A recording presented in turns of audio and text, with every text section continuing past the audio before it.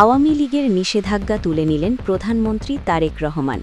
এই খবরে রাজনৈতিক অঙ্গনে শুরু হয়েছে নতুন এক আলোচনার ঝড়।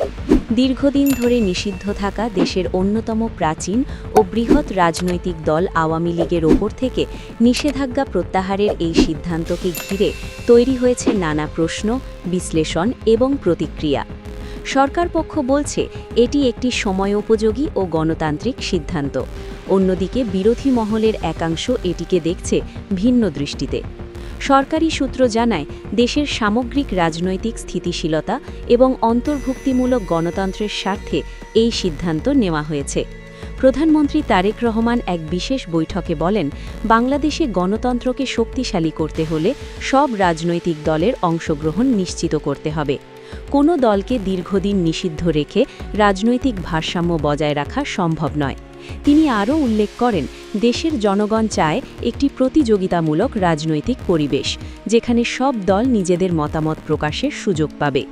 উল্লেখ্য, ২০২৪ সালের রাজনৈতিক অস্থিরতার প্রেক্ষাপটে আওয়ামী লীগের উপর নিষেধাজ্ঞা জারি করা হয়েছিল। তখন দেশের বিভিন্ন স্থানে সহিংসতা, সংঘর্ষ এবং রাজনৈতিক উত্তেজনা চরমে পৌঁছায়। সরকার সেই সময় পরিস্থিতি নিয়ন্ত্রণে আনতে কঠোর পদক্ষেপ হিসাবে দলটির কার্যক্রম নিষিদ্ধ ঘোষণা করে। এরপর থেকে দলটির অনেক শীর্ষ নেতা আত্মগোপনে চলে যান, কেউ কেউ দেশের বাইরে অবস্থান নেন। তবে সাম্প্রতিক সময়ে দেশের রাজনৈতিক পরিস্থিতি কিছুটা স্থিতিশীল হওয়ায় এবং আন্তর্জাতিক মহলের চাপের প্রেক্ষাপটে সরকার পুনর্বিবেচনা শুরু করে। বিশেষ করে বিভিন্ন মানবাধিকার সংস্থা এবং আন্তর্জাতিক কূটনৈতিক মহল থেকে বারবার বলা হচ্ছিল, একটি বড় রাজনৈতিক দলকে নিষিদ্ধ রাখা গণতন্ত্রের জন্য ইতিবাচক বার্তা দেয় না। এই প্রেক্ষাপটেই সরকার ধাপে ধাপে পরিস্থিতি মূল্যায়ন করে এবং শেষ পর্যন্ত নিষেধাজ্ঞা তুলে নেওয়ার সিদ্ধান্তে পৌঁছায়। এদিকে আওয়ামী লীগের নেতাকর্মীদের মধ্যে দেখা দিয়েছে স্বস্তি ও আনন্দের অনুভূতি। দলের একাধিক নেতা জানিয়েছেন, তারা আবার সংগঠিত হওয়ার সুযোগ পাচ্ছেন এবং রাজনৈতিক কর্মকাণ্ডে ফিরে আসতে পারছেন। অনেকেই মনে করছেন এটি তাদের জন্য নতুন করে ঘুরে দাঁড়ানোর একটি সুযোগ। তবে দলটির সামনে চ্যালেঞ্জও কম নয়। দীর্ঘদিন নিষ্ক্রিয় থাকার কারণে সাংগঠনিক দুর্বলতা কাটিয়ে ওঠা এবং জনসমর্থন পুনরুদ্ধার করা তাদের জন্য বড় একটি পরীক্ষা হয়ে দাঁড়াবে। অন্যদিকে রাজনৈতিক বিশ্লেষকরা বলছেন, এই সিদ্ধান্ত দেশের রাজনীতিতে নতুন সমীকরণ তৈরি করতে পারে।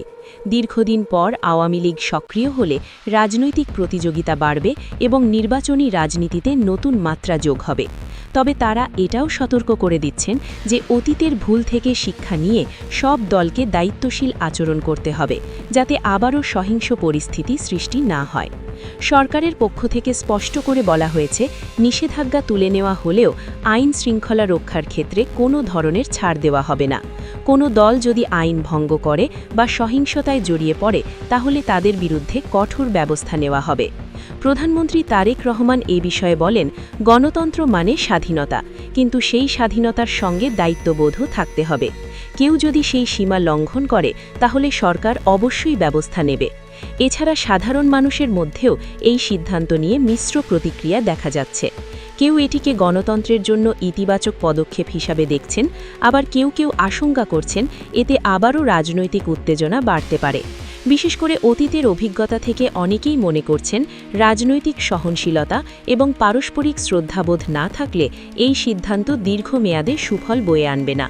সব মিলিয়ে বলা যায়, আওয়ামী লীগের ওপর থেকে নিষেধাজ্ঞা প্রত্যাহারের এই সিদ্ধান্ত বাংলাদেশের রাজনীতিতে একটি গুরুত্বপূর্ণ মোড় হিসাবে বিবেচিত হচ্ছে। এটি একদিকে যেমন গণতন্ত্রকে আরও অন্তর্ভুক্তিমূলক করার সুযোগ তৈরি করেছে, অন্যদিকে রাজনৈতিক দলগুলোর জন্য নতুন করে দায়িত্বশীল আচরণের প্রয়োজনীয়তাও সামনে নিয়ে এসেছে। এখন দেখার বিষয়, এই সিদ্ধান্ত বাস্তবে কতটা ইতিবাচক পরিবর্তন আনতে পারে এবং দেশের রাজনৈতিক স্থিতিশীলতা বজায় রাখতে কতটা কার্যকর ভূমিকা রাখে।